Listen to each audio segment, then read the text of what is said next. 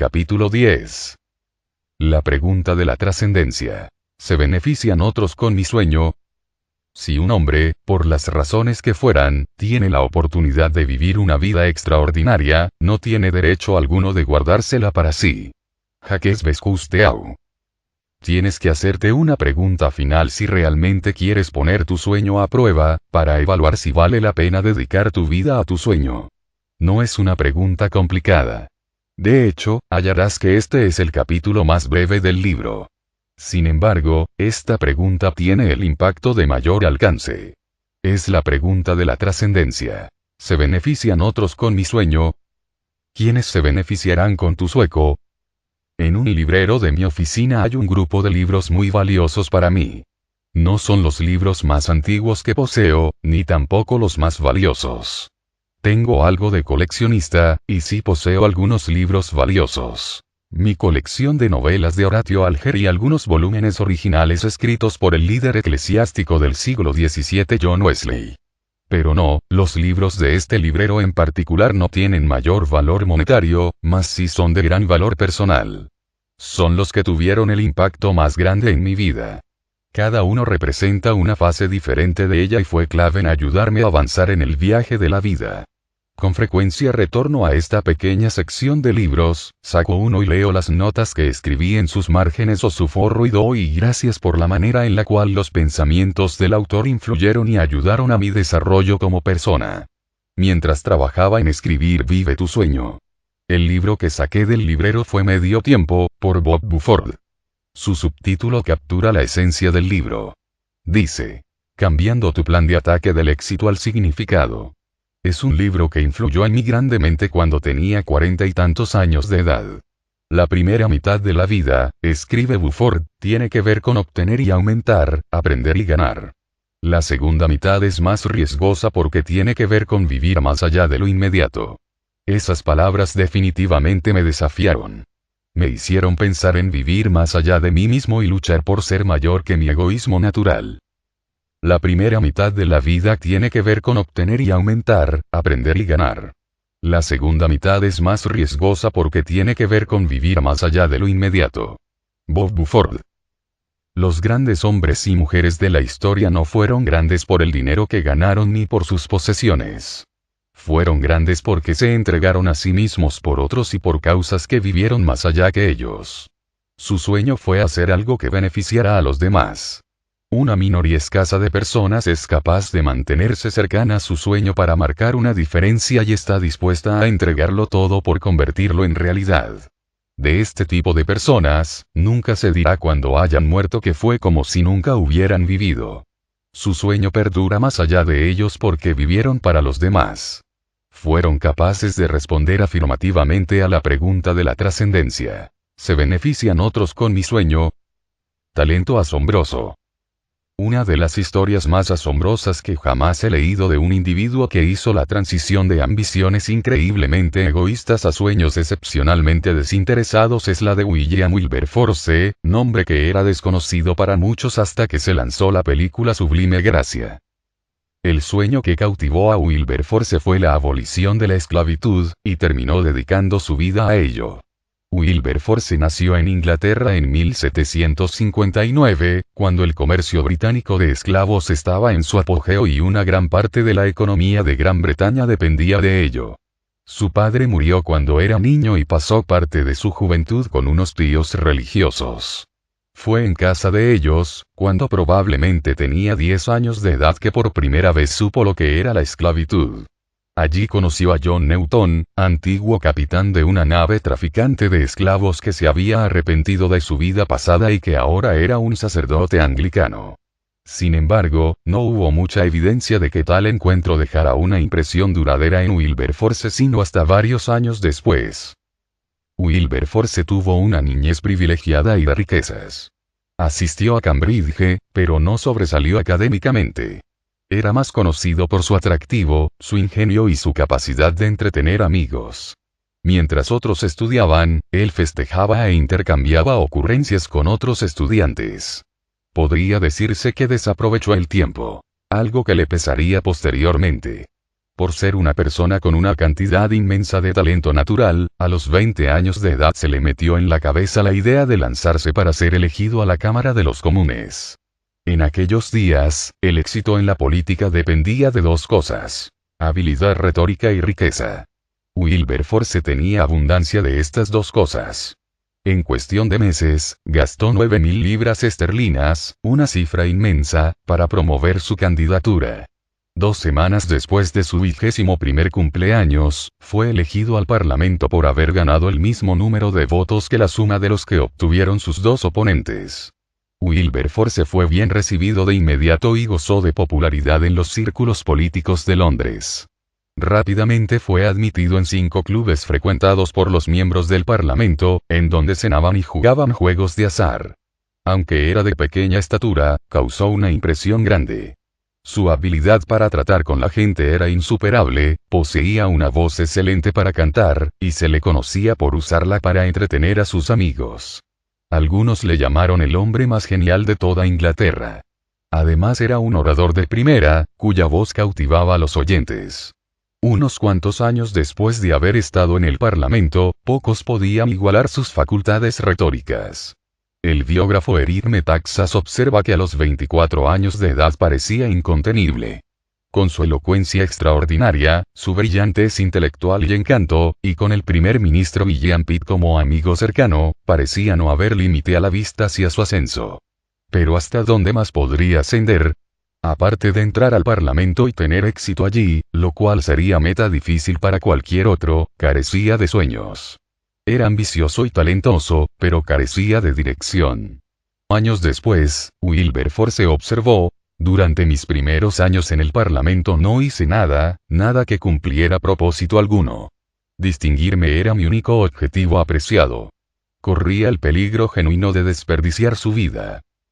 Sueco asombroso.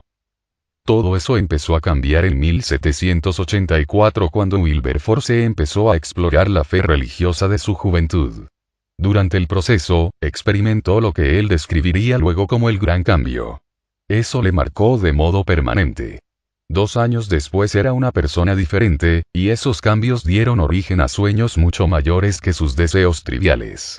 Él deseaba ayudar a los pobres de Inglaterra y tratar con los muchos problemas sociales que aquejaban a la nación. El alcoholismo epidémico, la prostitución infantil, la falta de educación para los pobres, el crimen, las ejecuciones públicas brutales y la crueldad hacia los animales. Se dedicó de inmediato a esa obra. Pero otra obra importante se convertiría en su sueño unos cuantos años después: la abolición de la esclavitud. Se dice que la práctica de la esclavitud es tan antigua como lo es la humanidad, y los manuscritos literarios y legales más antiguos del mundo tienden a apoyar ese punto de vista.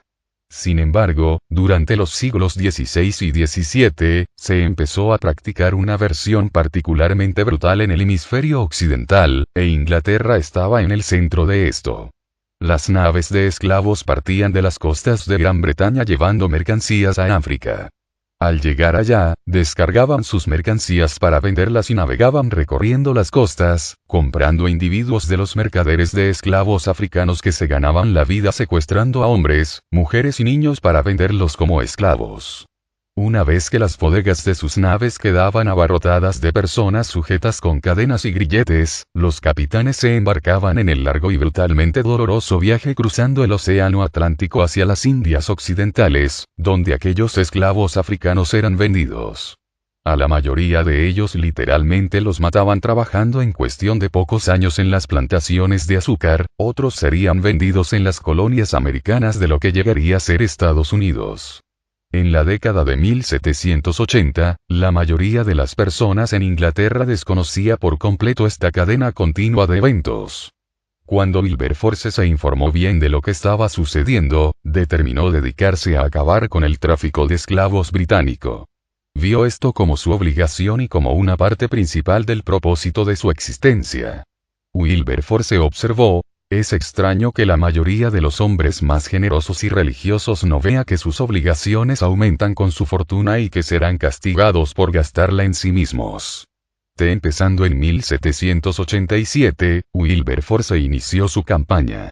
Creía que si los miembros del Parlamento llegaban a conocer las atrocidades de la esclavitud, votarían de inmediato por abolirla.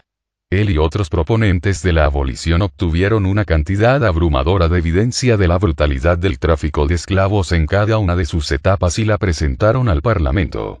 En su primer discurso sobre el tema, Wilberforce dijo: "Tanta miseria condensada en un espacio tan pequeño es más de lo que la imaginación humana jamás hubiera concebido, tan enorme, tan terrible, tan irremediable parece su maldad que mi sentir se pronunció completamente a favor de la abolición.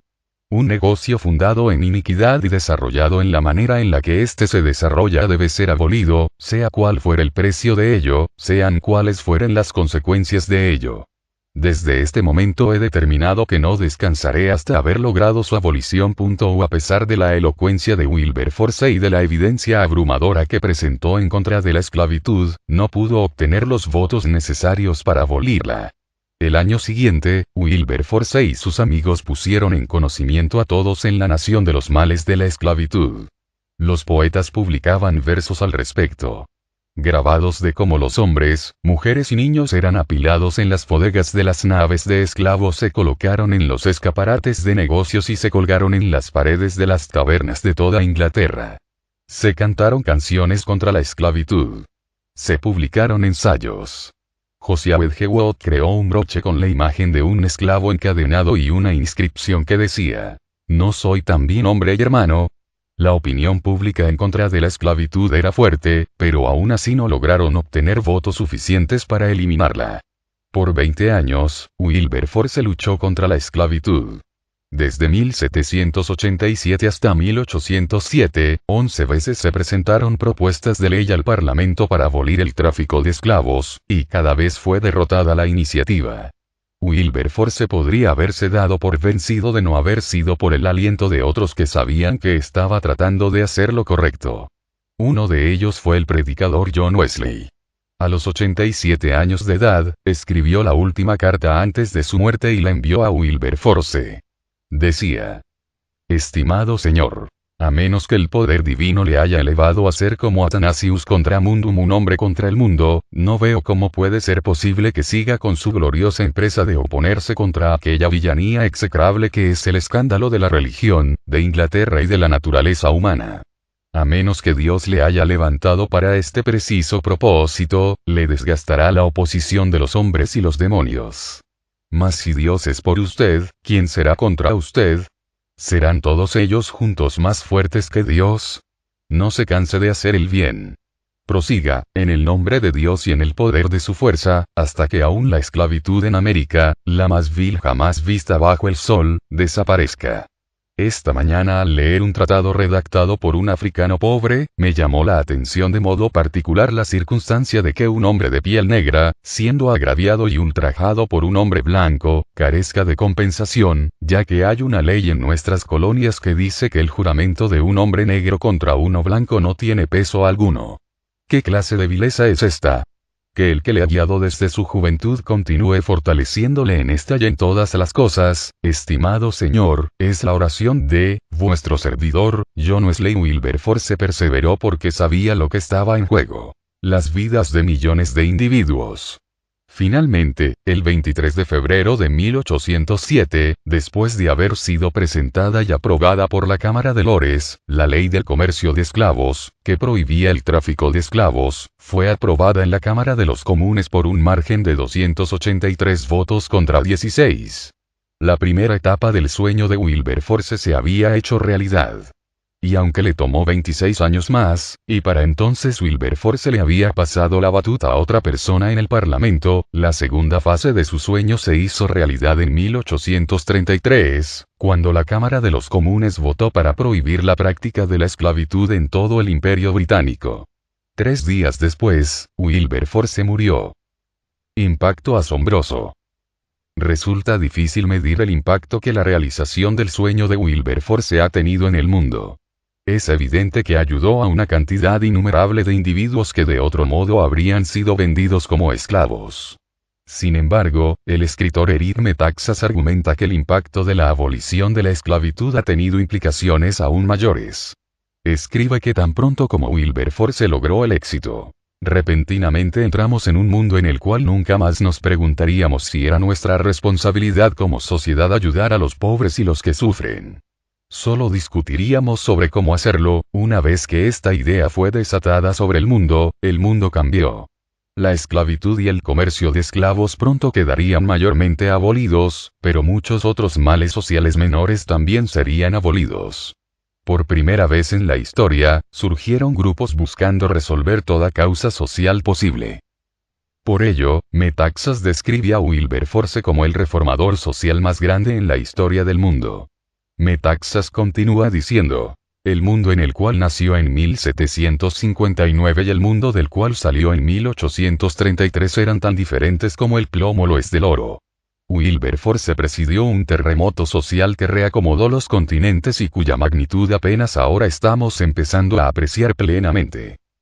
Una pregunta respondida en frases. Creo que puede ser difícil responder a la pregunta de la trascendencia en forma definitiva en nuestros años de juventud. En las primeras etapas de la vida, frecuentemente nos ocupamos en descubrir nuestros talentos, explorar nuestras posibilidades y buscar nuestro propósito. Eso está bien. Pero al acumular más años, es más saludable que nos enfoquemos hacia afuera, que imaginemos sueños que beneficien a los demás, no tan solo a nosotros mismos. Para la mayoría de las personas, esto es un proceso, y estas son las buenas noticias. Nunca es demasiado tarde para ayudar a los demás, y la mayoría de las personas hacen su contribución más significativa no cuando son jóvenes, sino cuando son mayores. La capacidad de responder sí a la pregunta de la trascendencia, ¿se benefician otros de mi sueño? Me ha llegado por etapas. Tal vez será igual para ti. Observa cómo se desarrolló en mi vida, lo cual represento con estas 3 afirmaciones. 1. Quiero hacer algo trascendente para mí mismo. Cuando lees esa afirmación, apuesto a que piensas que es bastante egoísta, ¿verdad? Tu primera reacción podría ser distanciarte de esa idea, especialmente a la luz del tema tratado en el presente capítulo. Espero que no lo hagas, y he aquí la razón por la cual ese sentimiento no necesariamente es solo egocéntrico. Por ejemplo, la última vez que viajaste en avión, probablemente escuchaste a la tripulación dar instrucciones sobre qué hacer en caso de emergencia. Si la cabina del avión pierde presión y los pasajeros necesitan usar sus mascarillas de oxígeno, ¿qué se supone que hagan primero? Ponerse su propia máscara primero y entonces ayudar a otros. ¿Por qué? Porque es imposible ayudar a otros si no has cuidado de ti mismo. Creo que lograr un sueño trascendente sucede únicamente cuando una persona tiene algo que ofrecer. Esto significa crear un fundamento personal desde el cual pueda trabajar y servir. En el caso de William Wilberforce, su punto de partida era ocupar una curul en el Parlamento, le era necesario ocupar un cargo en el gobierno para marcar la diferencia. Para mí, fue edificar una iglesia.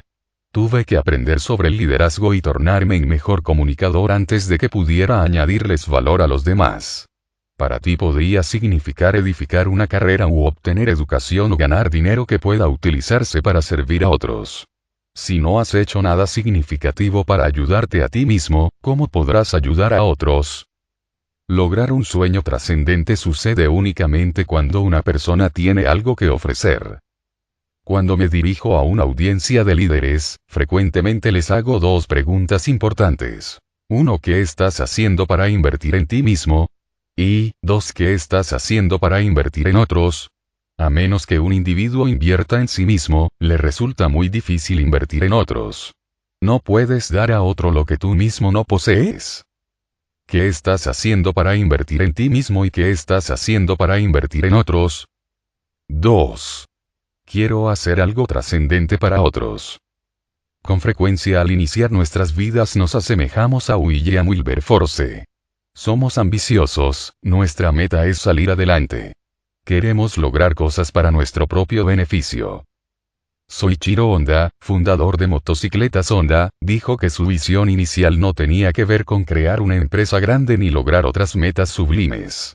Admitió: se me ocurrió ponerle un motor a una bicicleta sencillamente porque no quería viajar en los trenes y autobuses abarrotados de gente. Pero llega el momento en la vida de todas las personas de éxito en el cual tienen que tomar una decisión. Escalarán la montaña del éxito para sí mismos, o la escalarán para poder extender la mano y levantar a otros consigo. Reconozcámoslo. El éxito puede hacer que la gente se torne egoísta. Si aprovechas tu talento natural al máximo y trabajas duro, puedes volverte una persona calculadora que siempre pregunta, ¿qué puedo sacarle a los demás? Es mucho mejor convertirse en un soñador que pregunta, ¿qué puedo darle a los demás? Si respondes sí a la pregunta de la trascendencia y tu sueño beneficiará a los demás, entonces estás en el rumbo correcto. Eso no significa que tienes que salvar a todo el mundo. Debes empezar con poco y dar lo mejor de ti. Recientemente leí un libro titulado Mother Teresa Come Be My Light. The Private Writings of the Saint of Calcutta. Madre Teresa Vence mi luz. Los escritos privados de la Santa de Calcuta.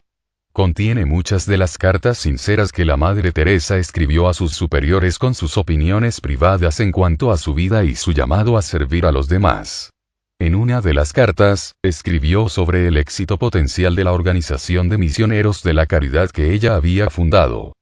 Desconozco cuál será el éxito, pero si los misioneros de la caridad han traído gozo a un hogar infeliz, han hecho que un niño inocente de la calle se mantenga puro por Jesús, que una persona muera en paz con Dios, ¿no cree usted, vuestra gracia, que valdría la pena ofrecerlo todo, por tan solo uno, porque ese uno traería gran gozo al corazón de Jesús?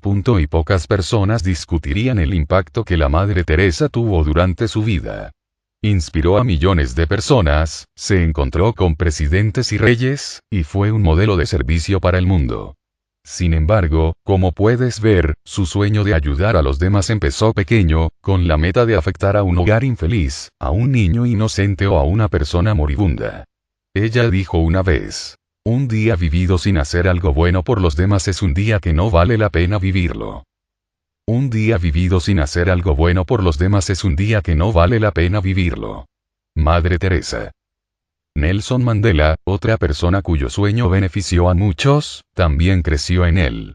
Al principio se sentía motivado por sueños de libertad para sí mismo, pero no pasó mucho tiempo para que su sueño se ampliara e incluyera a otros. Él dijo. Lentamente llegué a ver que no solo yo no era libre, sino que mis hermanos y hermanas tampoco lo eran. Vi que no solo era mi libertad la que estaba reducida, sino la libertad de todos los que se veían como yo. Fue entonces que me uní al Congreso Nacional Africano, y fue entonces que el hambre por mi propia libertad se convirtió en el hambre mayor por la libertad de mi pueblo.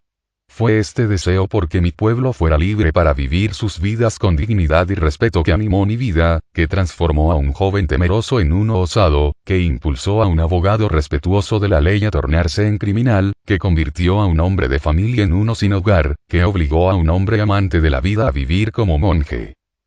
Cuando Mandela se halló en la encrucijada de la vida, con un camino que conducía a la ganancia personal y otro a servir a su pueblo, él escogió el camino más difícil y sublime de ayudar a los demás. Y mira el impacto que ha tenido. Nunca perfeccioné un invento sin pensarlo en términos de cómo beneficiaría a los demás. Thomas Edison.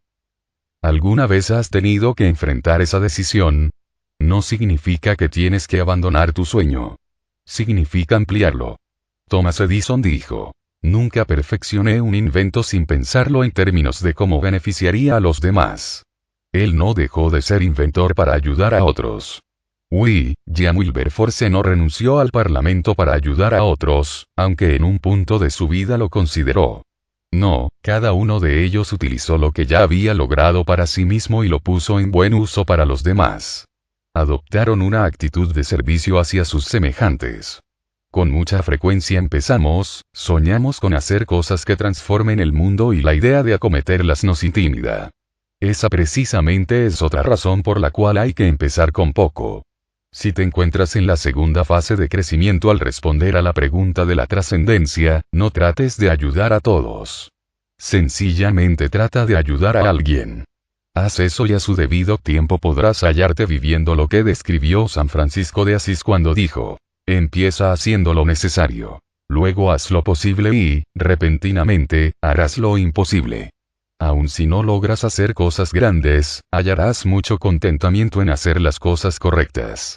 No hay acto de bondad que sea tan pequeño que no valga la pena hacerlo. 3. Quiero hacer algo trascendente con otros. Tom Brokaw, reportero de la televisión ya jubilado, observó: es fácil ganarse $1. Es mucho más difícil marcar una diferencia. Una razón de ello es que para marcar una diferencia real se necesita de trabajo en equipo. La Madre Teresa no marcó una diferencia ella sola, ni tampoco Nelson Mandela o William Wilberforce. Sus sueños fueron grandes, y como resultado, requirieron de la participación de muchos para convertirse en realidad. Los que buscan lograr un sueño trascendente con otros deben ser capaces de ayudar a que otros adopten ese mismo sueño, y cuando lo logran, resulta ser un regalo maravilloso para todos. Si tú y yo podemos compartir un sueño con los demás, eso amplía las posibilidades tanto de ellos como las nuestras. A mis 61 años de edad, al examinar el viaje de mi sueño, sonrío.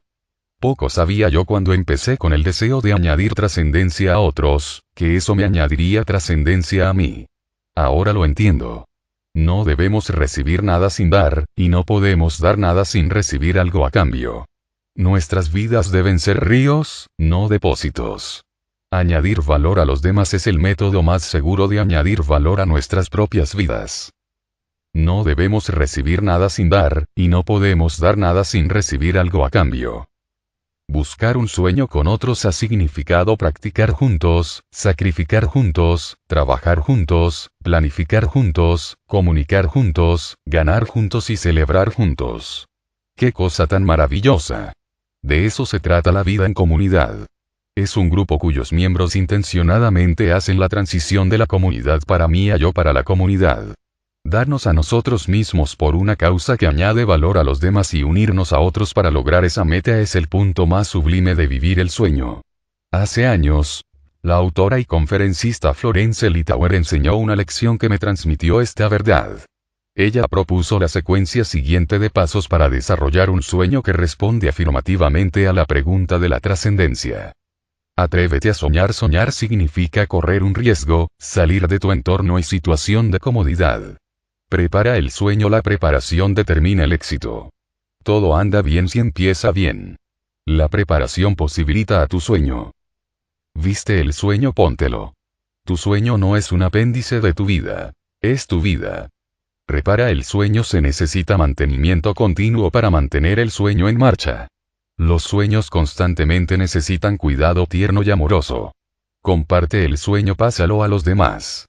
Permíteles poseerlo y luego cumplan juntos el sueño. No vale la pena invertir la vida en un sueño que no beneficia a otros, y no es satisfactorio a menos que se logre con ellos. Por eso estamos aquí, para ayudar a los demás. Como lo afirmó Woodrow Wilson, no estás aquí meramente para ganarte la vida. Estás aquí para posibilitarle al mundo que viva más ampliamente, con mayor visión, con un espíritu más fino de esperanza y logro. Estás aquí para enriquecer al mundo, y te empobreces a ti mismo si olvidas el encargo. ¿Cómo respondes a la pregunta de la trascendencia? Una antigua bendición del Medio Oriente dice: cuando naciste, lloraste y el mundo se regocijó. Que vivas tu vida de modo tal que cuando mueras, el mundo llore y tú te regocijes. Que esa bendición se cumpla en nuestras vidas depende en gran parte de nuestra respuesta a la pregunta de la trascendencia. En el principio de este capítulo, mencioné el libro Medio Tiempo. En él, Bob Buford pregunta: mientras laboras para lograr tu sueño, ¿qué diferencia marcarán 50, 100 o 500 años en el futuro? Los sueños de las personas que mencioné en este capítulo continúan teniendo impacto. Hace más de 175 años de la muerte de Wilberforce, y el impacto de su sueño se sigue sintiendo. Si tu sueño no beneficia a otros, entonces no tendrá importancia ni 5 minutos después de tu partida. ¿En dónde has puesto la mira de tus sueños? ¿Estás luchando por sobrevivir? ¿Estás buscando el éxito? ¿O estás luchando por la trascendencia? La decisión es realmente tuya. ¿A qué tipo de sueño entregarás tu vida? Probablemente has oído la expresión: ¿qué diferencia marca un solo día? Todos sabemos que es cierto. Un nacimiento, una muerte, un matrimonio, una oportunidad, una tragedia. Cada una de estas cosas puede cambiar una vida en un solo día. Pero también se puede decir: ¿qué diferencia marca un sueño? Alguien con un sueño trascendente puede tornarse en un catalizador de cambio en nuestro mundo. Si puedes responder afirmativamente a la pregunta de la trascendencia, ni tú ni los demás permanecerán iguales. ¡Qué sueño más maravilloso! Puedes responder afirmativamente a la pregunta de la trascendencia. ¿Se benefician otros con mi sueño? ¿En qué etapa de la vida te encuentras? ¿Estás apenas sobreviviendo? Si tal es el caso, es hora de dar un paso hacia el éxito. No puedes dar lo que no tienes. Echa un fundamento y crea una plataforma para dar a los demás al hacer algo trascendente para ti mismo. Si aún no estás buscando tu sueño, ponte en marcha. ¿Ya estás logrando el éxito? Si es así, tal vez te encuentres en la encrucijada en la que deberás decidir si vivirás para ti mismo o para los demás. ¿Cómo puedes ampliar tu sueño para incluir a otros y ayudarles a beneficiarse de lo que ya has logrado? ¿Estás esforzándote por lograr la trascendencia? En tal caso, es hora de llevar tu contribución al siguiente nivel. Uno es demasiado pequeño para lograr la grandeza. Sueña en grande e incluye a otros en tu sueño, guíalos a unirse a ti en el proceso. Eso te engrandecerá, los engrandecerá a ellos y beneficiará a más personas de modo mucho más significativo. ¿Cuál sientes que es tu llamado o tu destino? ¿A quién estás mejor capacitado para servir? ¿Cuál es la mejor manera en la que puedes añadir valor a otros con el tiempo de vida que tienes? Conclusión. Mirando hacia atrás, mirando hacia adelante. En 1969 empecé a soñar con marcar una diferencia en las vidas de otros. Después de 10 años de seguir esa visión, me pregunté si estaba lográndolo. Para sorpresa mía, lo primero que descubrí es que mi sueño de ayudar a otros me había ayudado a mí. Ahora, mirando hacia atrás, veo que así siempre fue mi caso. Estas son las razones. Mi sueño me ayudó a enfocarme. Cada vez que me sentí tentado de alejarme de mi propósito, él me mantuvo en el rumbo correcto. Mi sueño me ayudó a ensancharme. A menudo quería quedarme en mi zona de comodidad, pero mi sueño siempre me propulsó fuera de ella y me desafió a seguir creciendo. Mi sueño me ayudó a sacrificar. Cuando el precio del éxito resultó ser alto, mi sueño me alentó a pagarlo, recordándome que no hay atajos al éxito. Mi sueño me ayudó a perseverar. Cuando pensé en él, darme por vencido no era una alternativa. Nadie llegó al destino de sus sueños deteniéndose, pues ellos no vienen a nosotros. Nosotros tenemos que avanzar hacia ellos. Mi sueño me ayudó a atraer a ganadores. El tamaño de mi sueño determinó el tamaño de las personas atraídas por él. Los sueños pequeños atraen a personas pequeñas. Los grandes atraen a personas grandes. Mi sueño me ayudó a depender de Dios y de los demás. Era demasiado grande para mí. Necesitaba de la ayuda de Dios y de la ayuda de los demás. Me ayudaron, y todos salimos ganando. Tu sueño puede hacer lo mismo por ti, pero solo si lo pones a prueba y eres capaz de responder afirmativamente a las preguntas propuestas en este libro.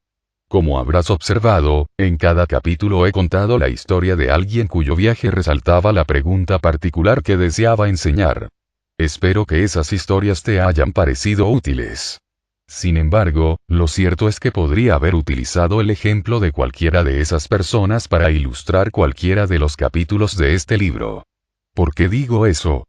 Porque si se los preguntaras, cada uno de ellos respondería sí a las 10 preguntas de este libro. Mira las preguntas nuevamente. 1. La pregunta de la posesión. ¿Es este sueño realmente mi sueño? 2. La pregunta de la claridad. ¿Puedo ver mi sueño claramente? 3. La pregunta de la realidad. ¿Estoy dependiendo de factores bajo mi control para lograr mi sueño? 4. La pregunta de la pasión. ¿Me impulsa mi sueño a seguirlo? 5. La pregunta del camino. ¿Tengo una estrategia para alcanzar mi sueño? 6. La pregunta del personal. ¿He incluido a las personas que necesito para convertir mi sueño en realidad? 7. La pregunta del costo. ¿Estoy dispuesto a pagar el precio de mi sueño? 8. La pregunta de la tenacidad. ¿Me estoy acercando a mi sueño? 9. La pregunta de la satisfacción. ¿Me trae satisfacción trabajar para cumplir mi sueño? 10. La pregunta de la trascendencia. ¿Se benefician otros con mi sueño? Cada uno de ellos poseyó su sueño, cada uno lo vio con claridad. Todos dependieron de sus propias habilidades, talento, trabajo duro y otros factores dentro de su control para buscarlo. Todos estuvieron llenos de una pasión que les inspiraba a seguirlo. Cada uno desarrolló una estrategia para lograrlo. Recibieron la ayuda de otros, pagaron el precio por avanzar, fueron tenaces en sus esfuerzos y hallaron satisfacción en la labor de ver que su sueño se convirtiera en realidad. Y en el camino, todos hicieron esfuerzos por beneficiar a otros, y no tan solo a sí mismos. Menciono eso porque quiero recordarte que si deseas vivir tu sueño, no puedes darte el lujo de responder sí a apenas una o dos de esas preguntas. Cuantas más respuestas afirmativas tengas, mayores serán las probabilidades de que lo alcances. Esa es una cosa buena, porque cuando lo consigues, el mundo se convierte en un lugar mejor. Si desea escuchar el libro completo en lista de reproducción del canal encontrará todos los capítulos del libro. Si desea descargar el libro en formato PDF en la descripción encontrará un link para descargarlo. Si te gustó este libro suscríbete al canal y recibe noticias de los libros que subimos. Dale me gusta, ayuda muchísimo y no cuesta nada.